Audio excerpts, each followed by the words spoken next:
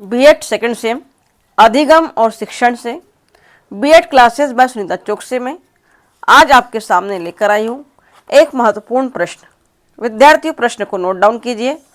Second same में learning and teaching से ये प्रश्न पूछे जाने की संभावना है। उत्तर सहित व्याख्या कर रही हूँ। एक शिक्षक को समावेशन के संदर्भ में छात्रों के संज्ञानात्मक विकास एवं अधिगम स्तर को सर्वोत्तम बनाने के लिए क्या प्रयास करना चाहिए। तो विद्यार्थियों, यहाँ पर प्रश्न का आशय है कि एक स्टूडेंट के कॉग्निटिव डेवलपमेंट और लर्निंग लेवल को हायर बनाने के लिए एक टीचर को इंक्लूजन से रिलेटेड क्या क्या एफर्ट्स करना चाहिए, क्या क्या इंक्लूड करना चाहिए पढ़ाने के लिए, यह तात्पर्य है। प्रश्न आप भली भांति समझ गए होंगे। तो आइए इस प्रश्न के उत्तर की ओर चलते हैं। समावेशन का तात्पर्य होता है इंक्लूजन। इंक्लूजन से यहाँ तात्पर्य है कि किन किन बातों को आवश्यक रूप से शामिल करना चाहिए, वह इंक्लूजन है। देखेंगे उत्तर। संज्ञानात्मक विकास आप जानते हैं क्या है। कॉग्निटिव डेवलपमेंट इंटेलेक्चुअल लेवल से रिलेटेड है, नॉलेज गेन करने से रिलेटेड है। तो संज्ञानात्मक विकास एवं अधिगम स्तर कॉग्निटिव डेवलपमेंट और लर्निंग लेवल प्रोसेस का संबंध समावेशन की प्रक्रिया से भी होता है, इंक्लूजन की प्रक्रिया से भी होता है। समावेशन की प्रक्रिया के अंतर्गत छात्रों के समक्ष उन गतिविधियों को सम्मिलित किया जाता है जो संज्ञानात्मक विकास और अधिगम स्तर के लिए अत्यंत उपयोगी है। तो विद्यार्थियों, इंक्लूजन के अंतर्गत ऐसी एक्टिविटीज़ को हम शामिल करते हैं, इंक्लूड करते हैं, जो कि एक स्टूडेंट के कॉग्निटिव डेवलपमेंट और लर्निंग लेवल के लिए बहुत यूज़फुल होती है। आशा है बात समझ में आ रही होगी। देखते हैं, एक शिक्षक को छात्रों के संज्ञानात्मक विकास एवं अधिगम स्तर को सर्वोत्तम बनाने के लिए निम्नलिखित प्रयास करना चाहिए। एक टीचर्स को यह एफर्ट्स करना चाहिए उसके विद्यार्थी के कॉग्निटिव डेवलपमेंट और लर्निंग लेवल को हायर बनाने के लिए इंक्लूजन से रिलेटेड ये प्रयास करना चाहिए।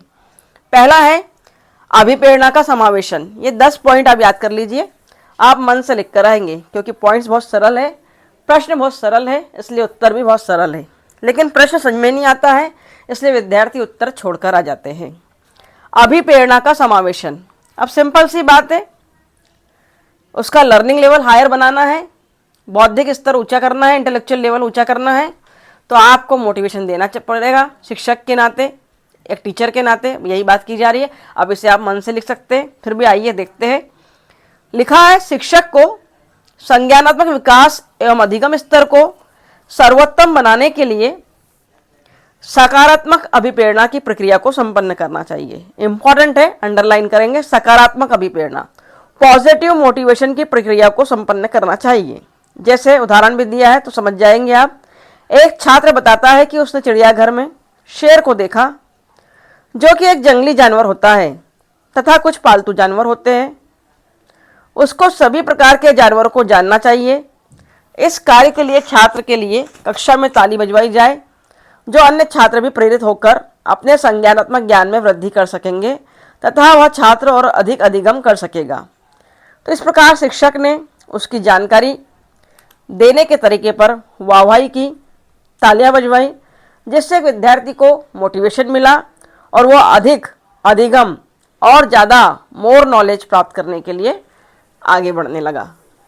दूसरा पॉइंट है पृष्ठपोषण का समावेशन। केवल पॉइंट याद करिए, मन से लिखेंगे विद्यार्थियों आप। पृष्ठपोषण का समावेशन, इंक्लूजन ऑफ फीडबैक। यहाँ पर पृष्ठपोषण का तात्पर्य फीडबैक से है कि आप कुछ काम करवा रहे हैं बच्चे से, लेकिन फीडबैक भी दीजिए। और फीडबैक कैसा होना चाहिए? पॉजिटिव, ताकि वो काम करने के लिए, पढ़ने के लिए, कॉग्निटिव लेवल को आगे बढ़ाने के लिए और ज़्यादा प्रेरित हो। पृष्ठपोषण को समावेशन की प्रक्रिया में समावेशित करना अनिवार्य माना जाता है। फीडबैक को इंक्लूड करना बहुत कंपलसरी कह रहे।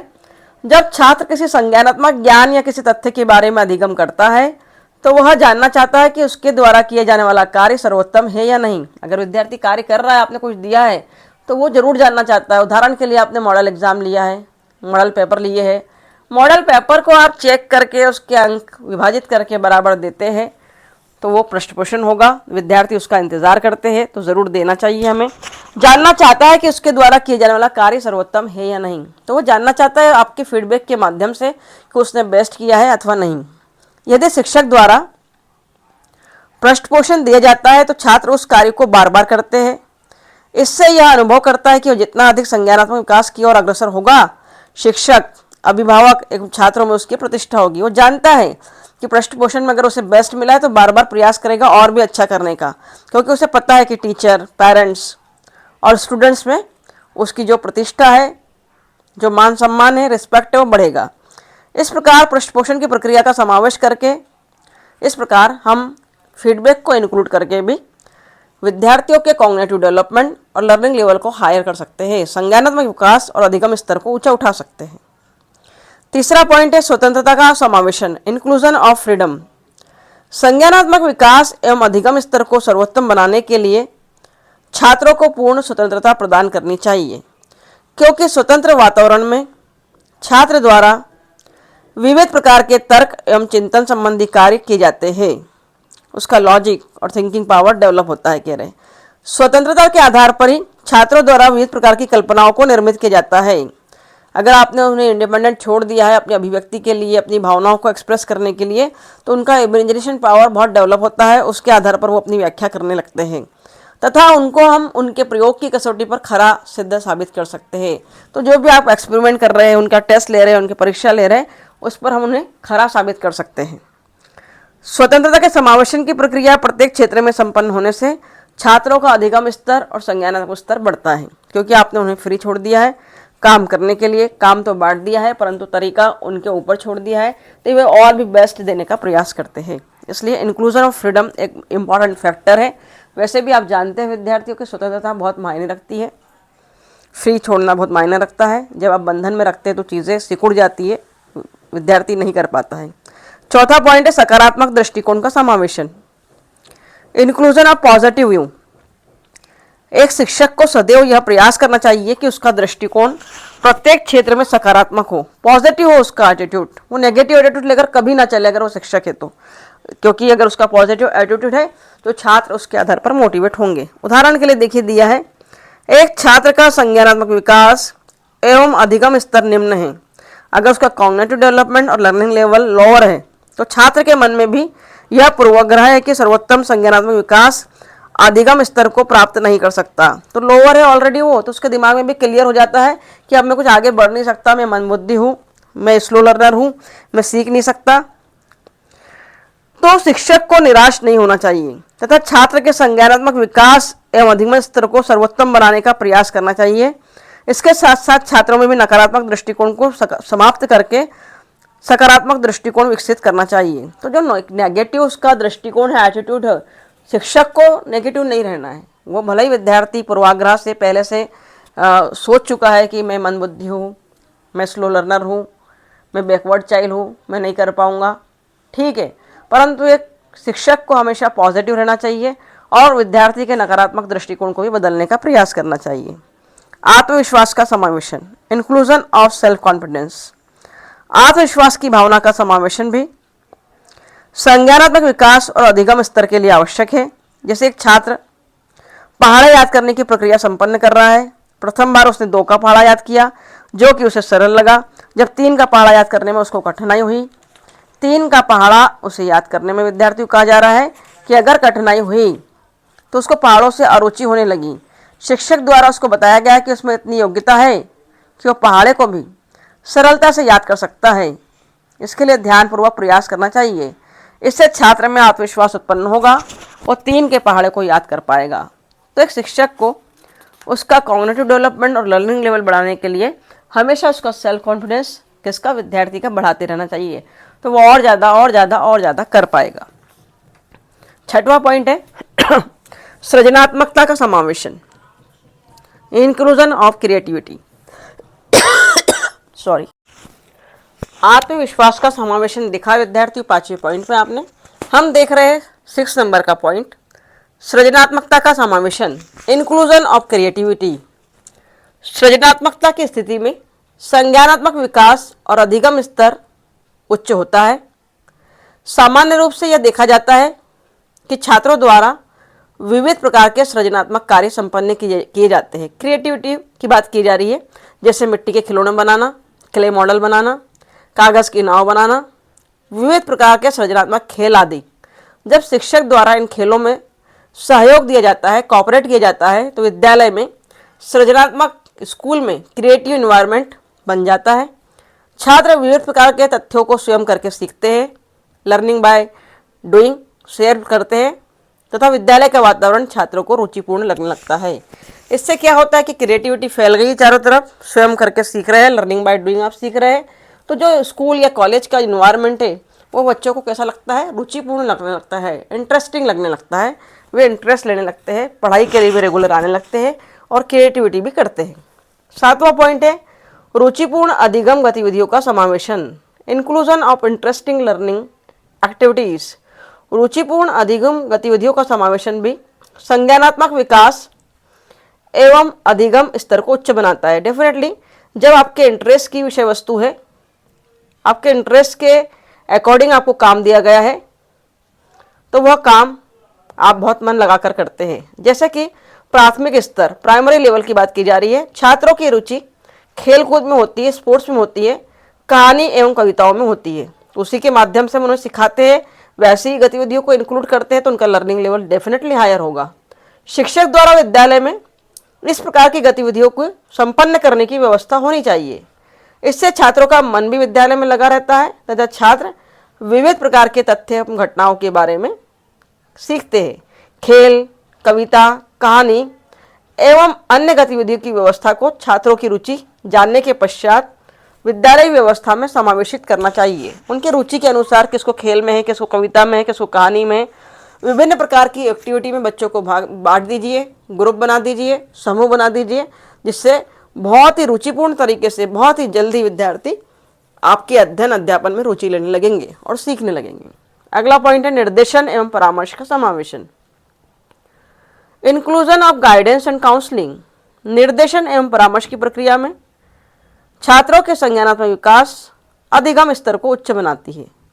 संज्ञानात्मक विकास अधिगम प्रक्रिया में अनेक स्थितियां ऐसी उत्पन्न होती हैं जिसमें शिक्षक की आवश्यकता होती है। डेफिनेटली कई बार आपका काम रुक जाता है, आपके समझ में नहीं आता है, क्वेश्चन आपको डिफ़िकल्ट लगता है, लैंग्वेज आपको डिफ़िकल्ट लगती है, आप समझ नहीं पाते, कोई थ्योरी है, कोई प्रिंसिपल है, तो उसमें आपको शिक्षक के कॉपरेशन की, उसकी हेल्प की आवश्यकता होती है। उस समय शिक्षक द्वारा उचित निर्देशन एवं परामर्श देकर छात्रों के संज्ञानात्मक विकास को, अधिगम स्तर को उच्च बनाया जा सकता है। ऐसे टाइम पर जहाँ विद्यार्थी रुक गया है, उसे बैरियर महसूस हो रहा है, तो वहाँ पर शिक्षक का रोल जो हो जाता है वो गाइडेंस एंड काउंसलिंग का हो जाता है। तो गाइडेंस एंड काउंसलिंग के माध्यम से उनका डिफ़िकल्ट लेवल को सिंपल लेवल में बदलने की कोशिश करें, उन्हें इजी कर दे, उनका टास्क बिल्कुल इजी हो जाए। जैसे एक छात्र 10 का पहाड़ा याद कर रहा है, तो उसको शिक्षक द्वारा बताया जाता है कि 1 से 10 तक एक शून्य लगाकर संख्या पढ़ते जाओ, 10 का पहाड़ा याद हो जाएगा। इसी ट्रिक आपने बता दी। इसके साथ साथ अनेक प्रकार की कठिनाइयों का समाधान भी शिक्षक निर्देशन एवं परामर्श के माध्यम से कर सकता है विद्यार्थियों। मैं तो निरंतर कॉन्टिन्यूस अपने विद्यार्थियों को निर्देशन और परामर्श देती रहती हूँ। आप इससे सहमत ज़रूर होंगे अगर आप वीडियो देख रहे हैं, पढ़ रहे हैं तो, और अगर मेरे कक्षा के विद्यार्थी हैं तो। बाल केंद्रित गतिविधियों का समावेशन, inclusion of child centred activity. Child centred activity से तात्पर्य यहाँ पर है कि जो हमारा एजुकेशन सिस्टम है वो चाइल्ड सेंटर्ड है विद्यार्थियों। बाल केंद्रित गतिविधियों का समावेशन भी संज्ञानात्मक विकास एवं अधिगम स्तर को उच्च बनाता है। जैसे उदाहरण देखिए आप, एक छात्र को करके सीखने के अवसर मिलता है। छात्र की गतिविधियां संपन्न करने में शिक्षक सहायता देता है, छात्रों को कक्षा में अपने विचारों को प्रकट करने के अवसर देता है, बाल केंद्रित शिक्षण विधियों का उपयोग करता है। इस प्रकार की व्यवस्था में छात्रों का अधिगम स्तर उच्च होता है। तो एक छात्र को करके सीखने के अवसर मिलते हैं, लर्निंग बाय डूइंग। क्यों? क्योंकि आप यह जो एजुकेशन पॉलिसी है वो चाइल्ड बेस्ड है। कैसी है? चाइल्ड सेंटर्ड है। इसलिए चाइल्ड सेंटर्ड एक्टिविटी आपने कराई कि एक छात्र को करके सीखने के अवसर दिए कि स्वयं करो, स्वयं देखो, स्वयं सीखो, मैं केवल खड़ा हूँ कॉपरेशन के लिए, गाइडेंस के लिए। छात्रों को कक्षा में अपने विचारों को प्रकट करने का अवसर दे, उन्हें खड़ा करें, उन्हें बोलने के अवसर दे, समय समय पर अभिव्यक्ति के स्वतंत्र अवसर प्रदान करें और गलती होने पर उन्हें आप सहायता दें, कॉपरेशन दें, मार्गदर्शन दें। चाइल्ड सेंटर्ड गतिविधियों का उपयोग करना है, चाइल्ड सेंटर्ड मेथड्स का उपयोग करें, कि अर्थात हम बात कर रहे हैं बाल केंद्रित शिक्षण विधियों का प्रयोग। चाइल्ड सेंटर्ड एजुकेशन मेथड्स का प्रयोग करें कि क्या ज़रूरी है विद्यार्थी के लिए, क्योंकि संपूर्ण शिक्षा व्यवस्था विद्यार्थी के आसपास ही घूमती है बाल केंद्रित शिक्षा पद्धति में। अगला पॉइंट है समानता का समावेशन, इंक्लूजन ऑफ इक्वालिटी। इक्वलिटी की बात की जा रही है।